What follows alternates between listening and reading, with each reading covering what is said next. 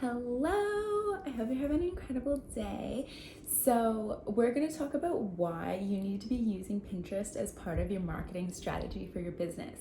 So, I know when you start a business, it's really tempting to be like, I'm just going to post to Instagram and then all my clients are going to flood through the door and it's going to be incredible and I'm going to have a thriving biz, which is not really how it necessarily always works. I think Instagram is a really powerful tool and an incredible way to connect with people, but I don't think we should be putting all our eggs in one basket, because at the end of the day, the algorithm is always changing and doing what it wants to. Instagram could disappear tomorrow. If you don't know where you're taking your clients from Instagram, it can be, I don't want to say it's a waste of time, but you need to be using it in a strategy of you're getting people to follow you on Instagram so you can get them off of Instagram, and somewhere where you can control the narrative a little bit better, whether that's you're getting them on your email list, or you're getting them, if you're a product-based business, you're getting them onto your website, or you need to always know what their next step is. You need to know where you're taking them, because it's really fun to have a big Instagram following, but unless you know how to monetize that following, it's kind of just a pretty number that doesn't really mean a whole lot. And I really want to encourage you to move away from the vanity metrics in the next year, or starting now actually, because a big following, yeah, it sounds good, but unless you know what you're doing with that following, it's just a number. It doesn't mean anything. You need to know where you're taking those people, because it's not enough to just have a bunch of Instagram followers and trust that that's going to convert people into buying from you, because we're in a really noisy marketplace and there's a lot going on Instagram. So I want to encourage you to start examining other ways of connecting with people potentially. So something that I started learning about probably almost 2 years ago now, but I have to confess I haven't been super consistent with it. And even though I wasn't super consistent, it was still working for me in the background because of the power of automation, which is a whole other video on its own. But basically, the way that I set up Pinterest is every time I create a piece of content, I want to be showing it to as many people as possible. And one of the ways that Pinterest is so good for that is if you're creating blog content that serves your ideal audience, or if you have a podcast, or if you create YouTube videos, or if you create you can even pin to your Instagram on Pinterest so people can find your Instagram through Pinterest.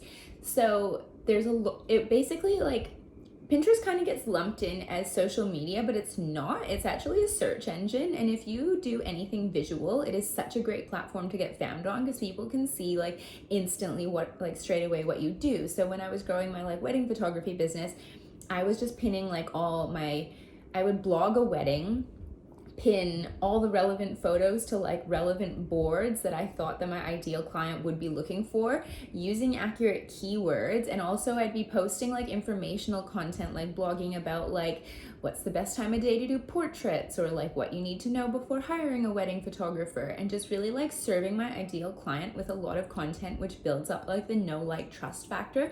So when they finally do go to email me, they have I'm slowly educating on them what it's like to work with me and setting those standards from the beginning. I want people who care just as much as I do about good light and getting great photos, because those are the kind of clients that I want to work with. I don't want to work with a wedding client who is just oh, we just need a photographer, let's just get whoever. I never want to be that, because it's I'm not going to provide the best experience for them, and they're probably going to be difficult to work with, or they don't appreciate what I do, and then I can't do the best job that I want to do. So it's a really great way to educate your customer each step of the way along what it is like to work with you, because most people have never hired a wedding photographer, or whatever it is that you do. Maybe it's if you have a higher ticket offer, you really want to be building that know, like, trust factor from the beginning. And when you're selling over the internet and you're not doing it face to face, you have to find a different way of doing it. And I found that blogging and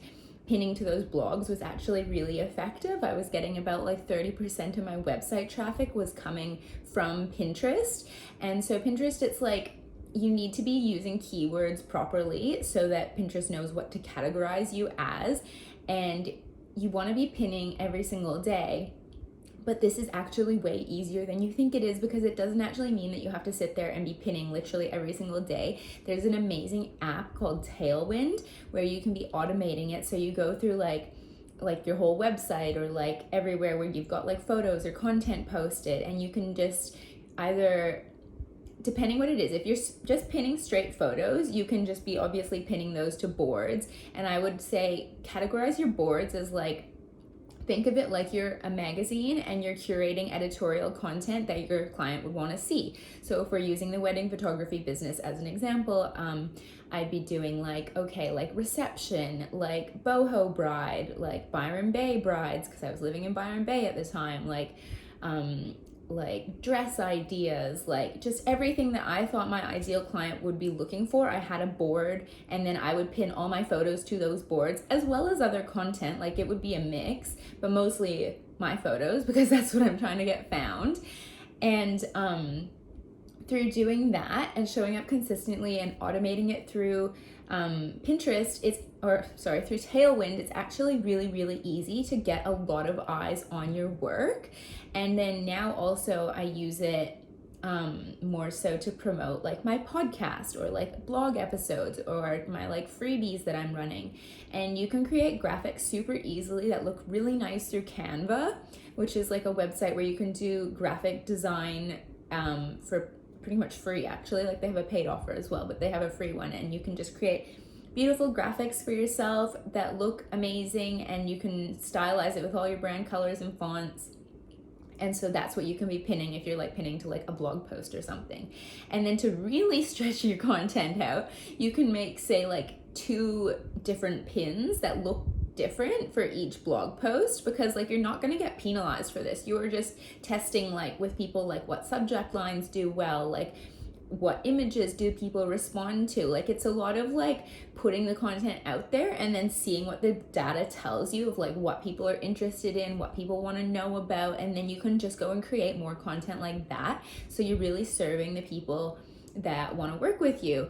And so like just an example of how effective Tailwind is, and using Pinterest and Tailwind together, like I guess I had Pinterest and Tailwind sort of going, and I had it sort of working in the background, but I wasn't like actively trying to put a lot on there. Like every time I had something, I would kind of like put it out there, but I'd sort of like slacked on it if I'm completely honest with myself. Like I had a lot of stuff scheduled in the background, so I didn't have to touch it for a little while, but I wasn't actively putting more work into it.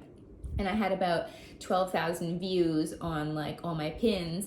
And then in 3 days, since I actively went in and made all new pins for all my blog posts and content and like videos and like everything, it jumped from, in 3 days, 12,000 views to now we're at 28,000 views. And all of that led to like link clicks to my website. It went from like 12% of my website traffic went up to like pretty much 20 now. And so that's pretty significant for just 3 days of not a lot of work. And so even if you think you don't have the time to create all those graphics, hire a VA. Like it takes 2 seconds. It's really not that hard.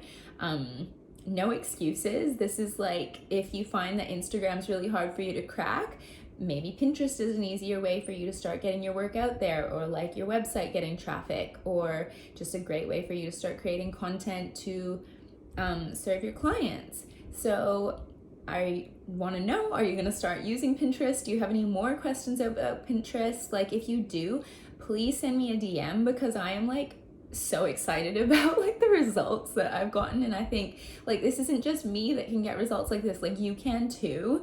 So yeah, if you have any questions, send me a DM, and I will talk to you later.